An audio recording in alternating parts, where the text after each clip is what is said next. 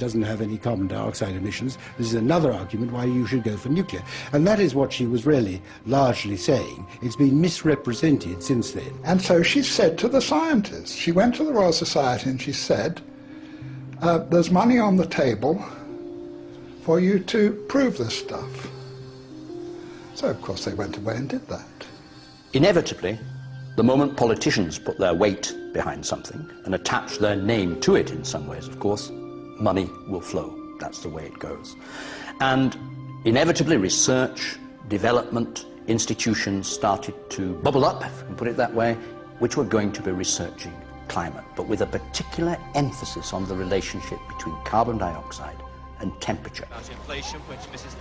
At the request of Mrs. Thatcher, the UK Met Office set up a climate modelling unit which provided the basis for a new international committee called the Intergovernmental Panel on Climate Change, or IPCC. They came out with the first big report which predicted climatic disaster as a result of global warming. I remember going to the scientific press conference and being amazed by two things. First, the simplicity and eloquence of the message and the vigour with which it was delivered. And secondly, the total disregard of all climate science up till that time, including, incidentally, the role of the sun, which had been the subject of a major meeting at the Royal Society just a few months earlier. But the new emphasis on man-made carbon dioxide as a possible environmental problem didn't just appeal to Mrs. Thatcher. It was certainly something very favourable to the environmental idea, what I call the medieval environmentalism of let's get back to the way things were in medieval times and get rid of all these dreadful cars and machines. They loved it because carbon dioxide was for them an emblem of industrialization. Well, carbon dioxide clearly is an industrial gas and sort of tied in with economic growth, with transportation in cars, with what we call civilization. And there are forces in the environmental movement that are simply against economic growth. They think that's bad. It could be used to legitimize a whole suite of myths that already existed. Anti-car, anti-growth, anti-development, and above all, anti that great Satan, the US. Patrick Moore is considered one of the foremost environmentalists of his generation. He is co-founder of Greenpeace. The shift to climate being a major focal point came about for two very distinct reasons. The first reason was because by the mid-'80s, a majority of people now agreed with all of the reasonable things we in the environmental movement were saying they should do. Now, when a majority of people agree with you, it's pretty hard to remain confrontational with them. And so the only way to remain anti-establishment was to adopt ever more extreme positions. When I left Greenpeace, it was in the midst of them adopting a campaign to ban chlorine worldwide. Like I said, you guys, this is one of the elements in the periodic table, you know. I mean, I'm not sure if that's in our jurisdiction to be banning a whole element.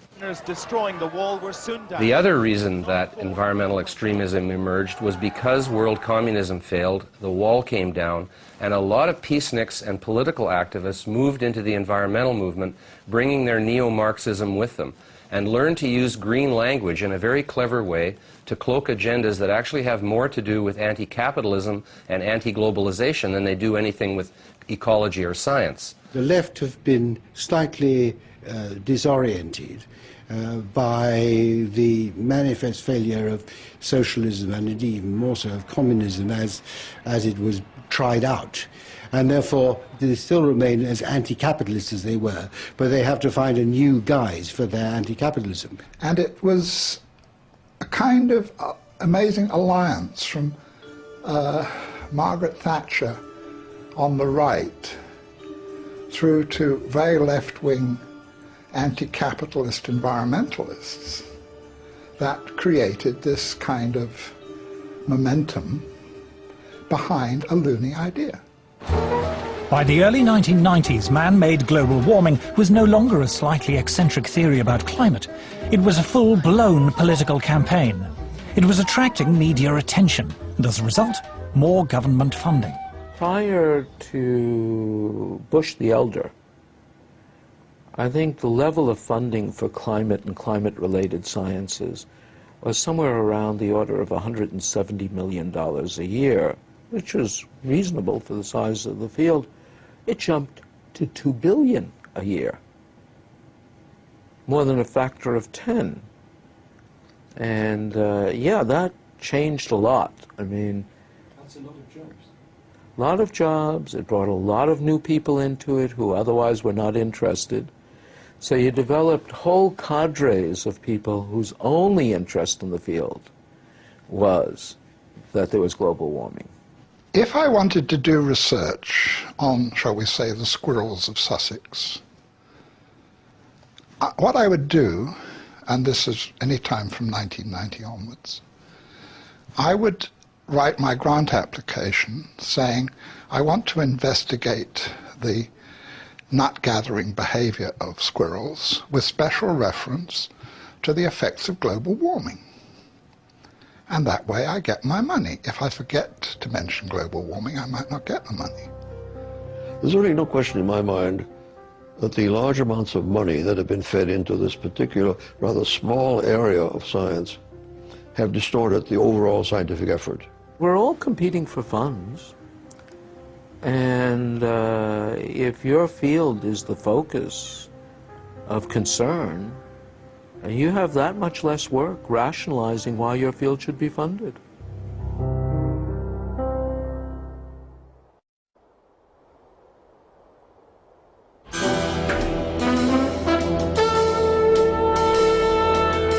By the 1990s, tens of billions of dollars of government funding in the US, UK and elsewhere were being diverted into research relating to global warming.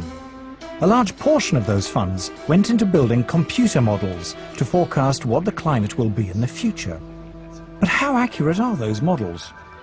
Dr. Roy Spencer was Senior Scientist for Climate Studies at NASA's Marshall Space Flight Center.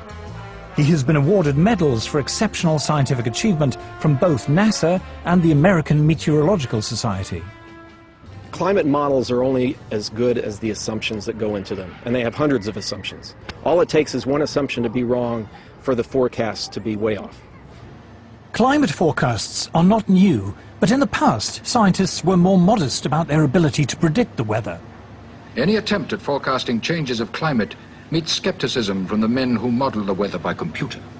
In making decisions which affect people, a bad prediction as to what the climate of the future will be can be far worse than none at all.